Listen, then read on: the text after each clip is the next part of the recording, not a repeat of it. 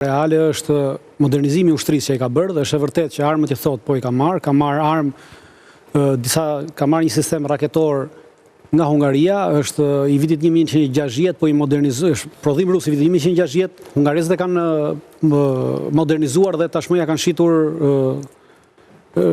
serbëve dhe serbët kanë bërë një modernizim të këtij lloji sistemi raketor me ndihmën e izraelitëve dhe plus ka filluar të prodhojë me leje të hungarezëve një lloj droni, është një dron izraelit, të cilët e prodhonin hungarezët me leje nga izraelitët, është një dron kamikaz, deri në 30 kg dhe është shumë i rrezikshëm, ka një Po do jenë armët që do serviri Vučići në shtator? Po, ka prodhuar shumë në këto, po i prodhon vetë dhe kjo tregon që Vučići, pra ushtria serbe, e ka kapur hapin e asaj çfarë po ndodh në luftën moderne. Pasi po të shohim kjo lufta moderne që po ndodh sot në Ukrainë, po zhvillohet luftë midis droneve dhe artillerisë. Dhe edhe Vučići çka ka bërë, ushtria është e vetmja ushtri në rajon, ushtria serbe, e cila ka ngritur njësi të veçanta dhe të posaçme të dronëve, pra hiq ta, sepse edhe ne vetë themi kemi njësi dronësh për 4 dronë që kemi marrë nga Turqia që s'vlen as i lek. Pra ky ka ngritur njësi dronësh dhe njësi të dronëve janë ngritur në çdo lloj njësie bazë, pra në kuadër të batalioneve dhe në kuadër të brigadave.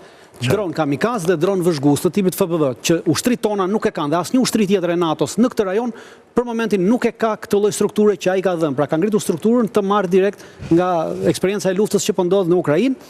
Dhe ka bërë nuk janë armë ruse, thuat, janë hungareze. Jo, armat hungareze nuk janë ruse, nuk ka mundur të marrë armatim rus, pra çdo gjë është hungareze. Po tani ai thotë që s'e ke hungareze dhe izraelite, po për shkak të kjo është hungareze dhe izraelite. Pra kjo është sekreti që ai ka. Pra nuk ka bler armë nga Rusia, nuk ka bler armë nga Kina.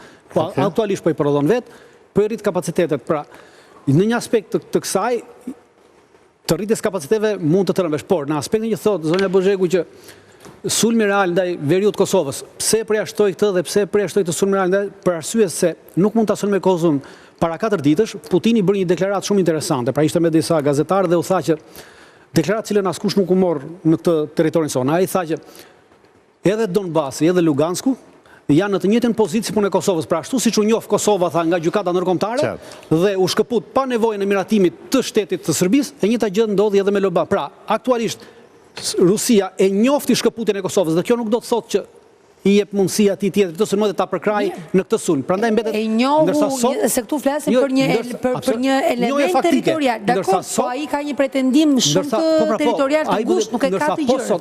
Duke u nisur edhe nga Donbasi dhe Luganskut është i ngushtë. Nuk është tamam e njëjta gjë, se ti ke edhe marrëveshjen e Trumpit të tavolinë. Edhe sot, shefi i shërbimit sekret të jashtëm të Rusisë, Narushkin, ja dha një intervistë për një gazetë ruse dhe deklaronte që Serbia, pavarësisht asaj që kemi deklaruar, vazhdon të shqojë armë në Ukrainë nëpërmjet vendeve të treta, duke na shkaluar këshillat që i kemi dhënë.